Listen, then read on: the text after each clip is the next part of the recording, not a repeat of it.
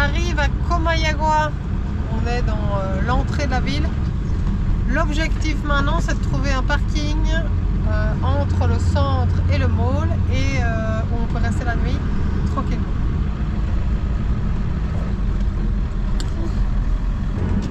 C'est quoi cette ville? Nous sommes sur la route depuis 2 ans. Nous avons parcouru l'Europe et l'Asie avec nos 3 enfants. Maintenant, nous les emmenons à la découverte du continent américain. Nous, c'est les Waffles et ça, c'est nos aventures. On est arrivé à Comayagua, on est même garé. Le spot, notre spot numéro 1 était mort. Notre spot numéro 2 était mort. Le spot numéro 2, c'était en plein centre sur la place. Et en fait, il y a des petits poteaux qui m'ont emmerdé pour faire mes virages et tout. Ouais, et on n'a pas vu de place disponible, donc on s'est vraiment rapproché. On a été voir, on a vu la place, mais on n'a pas pu simplement trouver un endroit pour se garer. Et donc, on est un peu en dehors de la ville. Le quartier est un peu plus craignos, on va le dire comme ça. Et on est à côté du cimetière. C'est pas dans nos habitudes de dormir près des cimetières, mais voilà. On a survécu à la nuit et on ne s'est pas fait voler. Ici, on va quand même être honnête, c'est quand même un point de deal dans la ville, hein. Donc on a vu des dealers travailler toute la nuit. Mais ils nous ont foutu la paix, c'était le plus important. Par contre, je pense pas qu'on va faire plus qu'une nuit sur ce genre de spot. Non, en fait c'est les enfants qui n'avaient pas envie de bouger. Parce que les enfants sont super bien amusés avec tous les enfants du village et c'est quand même la place du village et donc il y avait du quartier à cet endroit-là. Donc il y avait quand même beaucoup de monde hier soir et en discutant hier avec le papa d'une des petites filles, en gros il nous a expliqué plus clairement parce que depuis le départ je disais à Nico, j'arrive pas à comprendre, les gens nous disent qu'il faut faire attention mais qu'en même temps on risque rien, mais que bref. Donc lui il nous a expliqué que en fait c'était les dealers qui étaient là en face, on a vu les transactions, j'ai entendu des voix cette nuit.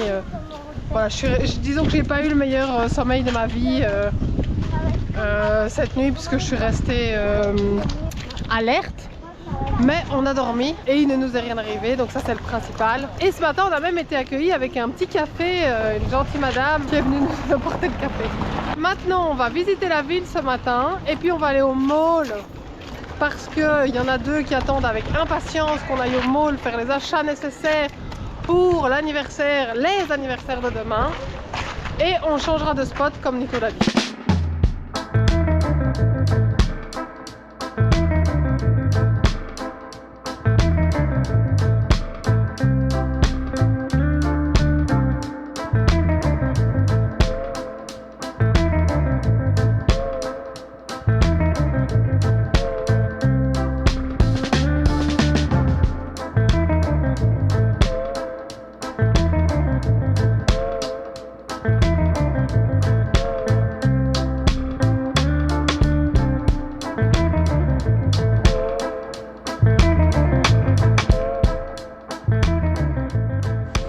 Ils ont des super beaux murs, alors on repasse par la rue où on est arrivé avec Jeff hier. Une chose est sûre, c'est que pas de regret, on n'aurait pas pu se garer là où on aurait dû aller. Les routes sont super étroites en fait. Bon, on a fini la visite du centre historique de Comayagua. Sentiment. Moi j'aime bien parce que c'est beau, ça a été bien rénové.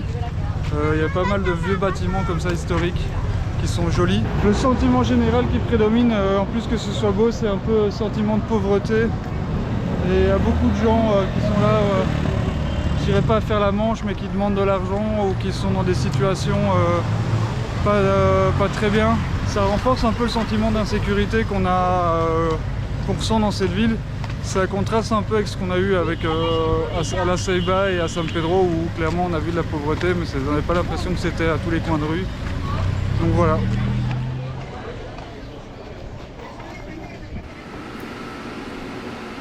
Ma fille a décidé de se trouer les oreilles. Vous me serrez la main? Et ça va les gars? Bien. Ça y est, c'est fait. Salut. Ouais. Salut. Prête pour le deuxième? Bah oui. Que warrior. Oh, bon anniversaire ma chérie. Ça va. T'es contente? Maman. Je crois que le sourire du tout. Alors on va foncer sur le Nicaragua si Jeff permet. Voilà, ça c'est quand on fête son anniversaire, qu'on est dans la nature et qu'on ne doit pas aller à l'école. Alors pour vous raconter l'histoire, en fait Santiago, ça fait 1 an qu'il me dit qu'il veut se teindre les cheveux en bleu. Je ne sais pas pourquoi il avait décidé qu'il voulait se teindre les cheveux en bleu. Et je lui ai dit déjà depuis 6 mois que si il avait toujours envie, eh bien on le ferait pour son anniversaire. Donc nous voilà le jour de son anniversaire et heureusement ils ont leur anniversaire qui est fort proche d'Halloween. Donc je rassure tous ceux que ça peut inquiéter, c'est une teinture d'Halloween qui part à l'eau. Qui n'est absolument pas super toxique et qui va rester. Je n'ai pas teint les cheveux de Santiago avec une teinture toxique. Mais comme ça, il a pu voir sa tête en bleu et il est tout content. Il passe une super journée d'anniversaire. C'est quand même ça le plus important.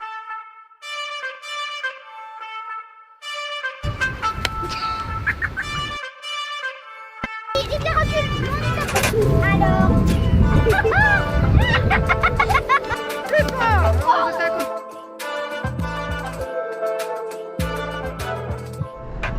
Ce matin, on a quitté notre spot au bord de la rivière après avoir bien fêté l'anniversaire des jumeaux hier. Mais on était quand même tracassés, Nico particulièrement. Enfin, tous les deux, on était tracassés à cause de la boîte des changements de vitesse de Jeff. Donc hier, j'ai cherché sur iOverlander, notre super application, pour trouver un garage qui soit pas trop loin et qui avait déjà voilà, une réputation, on va dire, auprès des voyageurs. Et on lui a envoyé un message ce matin, on y est allé. Il semblait qu'il manquait de l'huile dans... comment ça s'appelle? De l'huile de la boîte de transmission, c'est marqué sur le truc là, la bouteille. Donc il a remis de l'huile, il a fait le plein et il en a quand même mis une certaine quantité. Donc voilà, d'après lui ça peut expliquer les problèmes de changement de vitesse, enfin de la vitesse qui saute, parce qu'apparemment c'est une vitesse qui fonctionne par pression. Bon, c'est ça, en gros, c'est ce que j'ai compris. Les mécaniciens, vous aurez certainement compris, et les autres de toute façon, vous en avez rien à faire.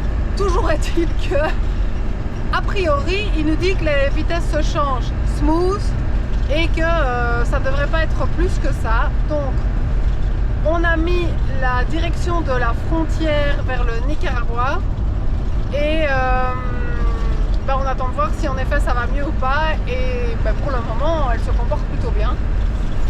Donc, on va essayer de faire la moitié de la route aujourd'hui et la route demain. Sauf si problème et arrêt dans un autre garage, ce qui serait vraiment des autres ennuis parce qu'en fait, ce dont on avait peur et ce qu'on craignait, c'était de devoir être arrêté pendant plusieurs jours. Puisque nous sommes le 17 octobre et que nous avons un rendez-vous le 3 novembre à San José au Costa Rica. Voilà, d'où le stress. Après 3 heures de route, on est arrivé ici à Choluteca.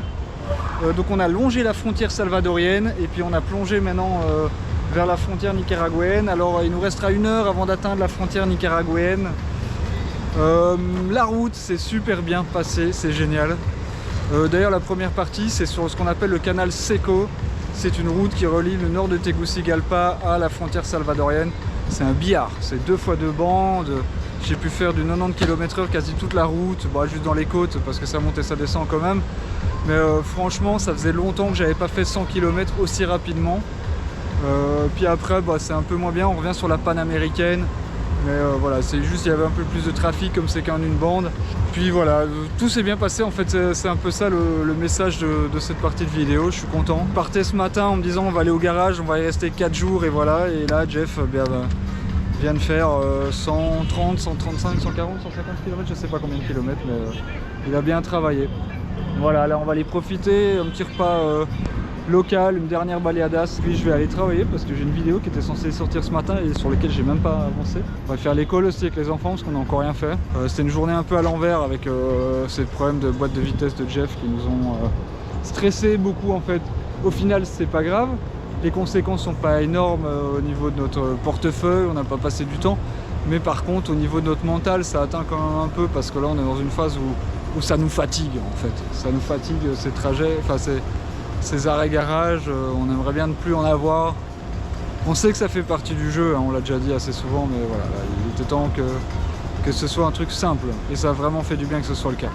Cette fois, ça y est, on est prêt. Ce matin, on est allé chercher de l'huile pour faire le plein pour Jeff. Bon ben voilà, il consomme plus d'huile, mais donc on a pris les réserves, comme ça on est bon. On a tout fermé et on est prêt à partir. Qu'est-ce qu'on fait aujourd'hui? On va passer à la frontière. On va passer à la frontière. Tu nous démarres, Jeff? Oui. Fort. C'est parti, chauffeur.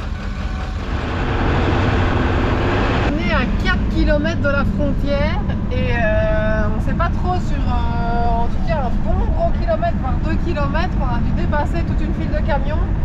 On a vu des espèces de coursiers à moto qui leur ramenaient leur carte d'identité, leurs papiers. Donc est-ce qu'ils se préparent pour passer la frontière? Moi j'ai bien cru à un moment que ça allait de la file jusqu'à la frontière. Mais non, ça s'arrête à un moment à un garage, à un parking, pardon.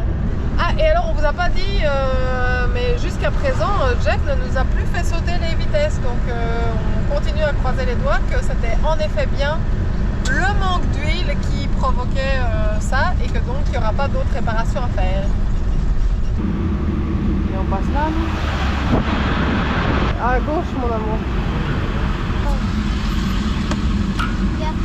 Donc voilà, c'est comme ça qu'ils font du forcing et qu'ils essayent de se faire de l'argent.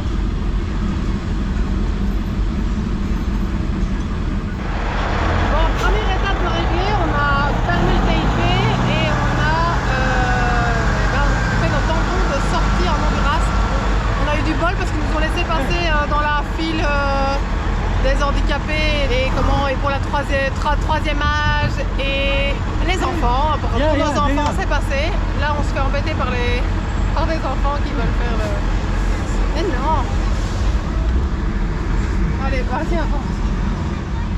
Il faut vraiment prendre une dose de tranquillisant avant de passer une frontière parce qu'en fait, dans ces pays-ci, ils ne comprennent pas très bien que leurs aides pour faire les manœuvres, pour faire du change, pour nous conduire d'un côté à l'autre, c'est assez stressant. On est déjà stressé parce qu'il y a beaucoup de trafic, on est coincé d'avant avec les camions. Et puis, c'est quand même des papiers, on n'est jamais sûr de ce qui va arriver. Et en plus de ça, avoir ces gens-là tout autour, c'est un peu compliqué. Après, ils essayent de gagner leur vie, ça ne se veut pas méchant. Mais c'est difficile pour nous de garder notre calme. Regardez, il est tendu. Alors cette fois-ci, on ne peut pas doubler les camions. Donc on est coincé. On est derrière les camions, coincé juste avant le pont. Alors Nico vient d'aller voir dehors. En fait, les petits jeunes, ils guident, les deux petits enfants, ils guident les voitures pour passer par le trottoir de gauche. Seulement nous, avec notre gros bazar, je ne sais pas trop comment ils espéraient qu'on passe par là. Donc on est coincé derrière les camions, mais j'ai un peu peur du temps que ça va prendre.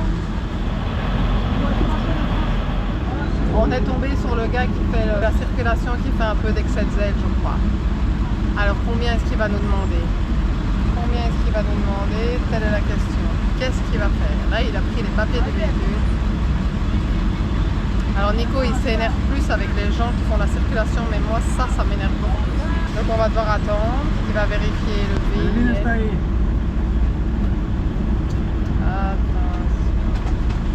Il a ses lunettes. Il regarde. Attention, attention, fumigation! Ah, il a fait sur le coffre. Purée, je viens de le laver, quoi. Vous avez bien fermé, hein, les gars? Parce que là... Bon, il est 12h05, nous voilà de retour dans Jeff. On a enfin eu... Alors, je ne peux pas dire nos tampons dans le passeport, parce qu'en fait, ici au Nicaragua, ils font pas des tampons. On a un papier... Voilà, un papier de douane. Comme ça. Voilà. Et du coup, c'est ce papier-là qui fait office de tampon.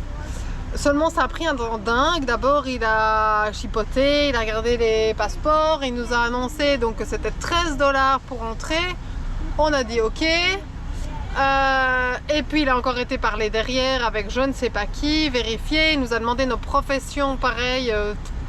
Il y a toujours un truc avec nos professions qui passe pas tout à fait. Et alors après, une fois qu'il a eu fini de tout faire et faire les papiers, il a fallu qu'on change de guichet, qu'on attende encore que 2 autres personnes passent pour que lui encaisse le paiement et qu'il nous rende le change. Il y a un souci? On doit aller au scanner. Pourquoi? Bon, grosse crise d'angoisse. Non, pas vraiment d'angoisse, mais quand même un peu, parce qu'en fait, on doit passer au scanner. On m'a dit qu'on allait au Costa Rica après, et apparemment, tous les véhicules qui vont au Costa Rica doivent se faire scanner. Donc, on espère que ça va passer, parce que ça, c'est une première pour nous. On est un peu angoissés quand même. Bon, mais là, on nous conduit jusque là, et puis après, on va devoir sortir du véhicule. Bon, on a passé le scanner, on attend d'avoir les nouvelles, de savoir si c'est passé ou c'est pas passé.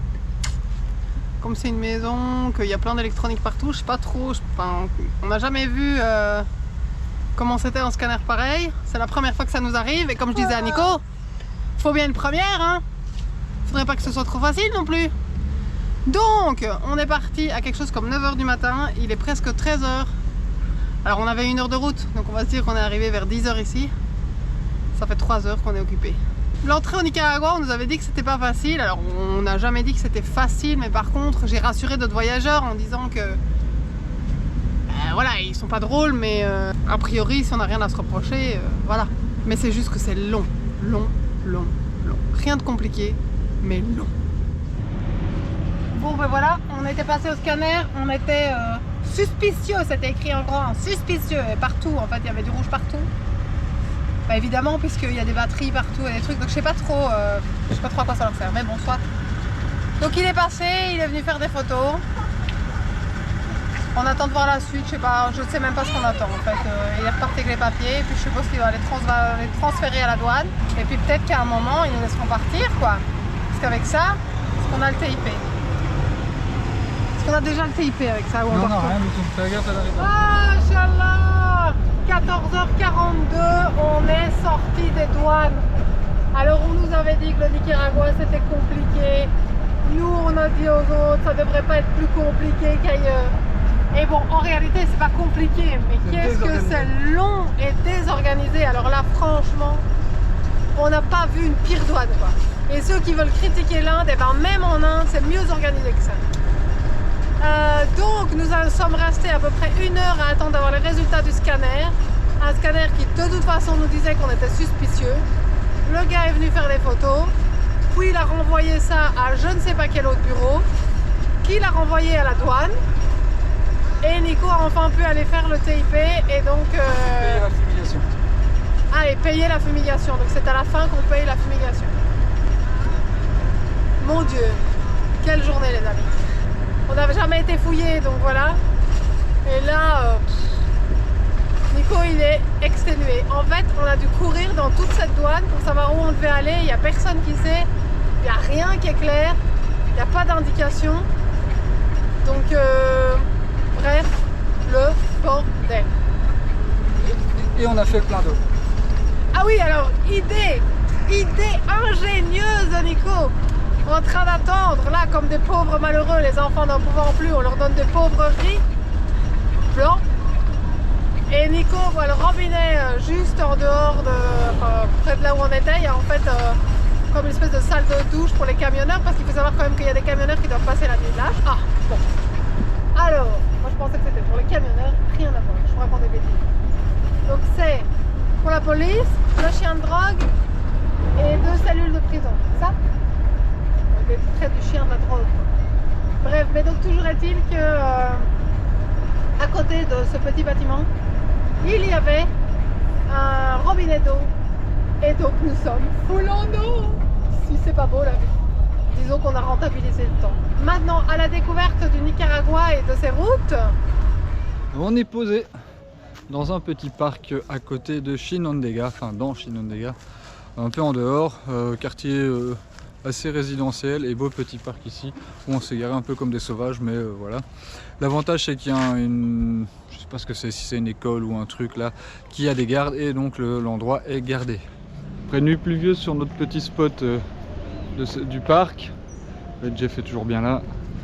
On va se mettre en route pour le centre de Chinandega pour essayer dans les ordres des priorités, c'est de changer de l'argent. Il nous reste des lempiras à changer et éventuellement changer des euros en Cordoba vu qu'on passe à la monnaie locale nicaraguayenne, le Cordoba, et faire une carte SIM, récupérer internet Nous voilà dans le centre grâce à notre super voisine qui nous a conduits. C'est la voisine du maman. Et qui nous a proposé un lift et du coup elle nous a amené jusqu'à sa banque. Alors le copain de son fils n'était pas là, donc elle était un peu inquiète pour nous, qu'on n'ait pas un beau taux, etc. Elle nous a quand même trouvé quelqu'un qu'elle connaissait, une autre femme dans la banque qu'elle connaissait, qui a été nous recommander au guichet. Alors je ne sais pas si c'est grâce à ça ou si juste le taux de cette banque est bon.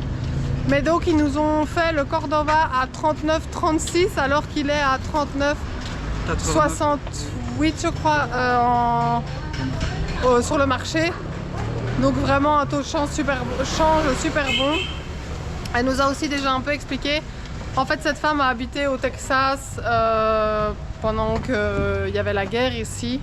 Donc elle nous a déjà un peu expliqué l'histoire du pays et un peu le village ici. Elle nous a expliqué qu'avant c'était bien plus joli que ce que ce n'est maintenant. Mais voilà, et elle nous a conseillé soit Tigo, soit Claro. Enfin bon bref, c'est toujours la même chose en Amérique centrale. Pour le téléphone, il y a deux opérateurs principaux qui sont Tigo et Claro. Je pense qu'on va rester sur Tigo. Qu'est-ce que vous dites, monsieur? Ouais. Ouais, on verra. Et ce qui était cool aussi, c'est grâce à elle, on n'a pas dû faire la file dans la banque. Ah ouais? Parce que dans une banque, en Amérique centrale, vous pouvez perdre beaucoup de temps. Et là, franchement, on n'a pas perdu de temps. Ouais, c'est vrai, j'avais oublié de le dire. On est passé par la file Rapide. On a réussi à trouver un changeur de rue qui nous a pris nos derniers Lempira. Un taux quand même plus intéressant qu'hier à la frontière. C'est jamais parfait, on perd toujours dans ces cas-là, mais au moins on perd un peu moins.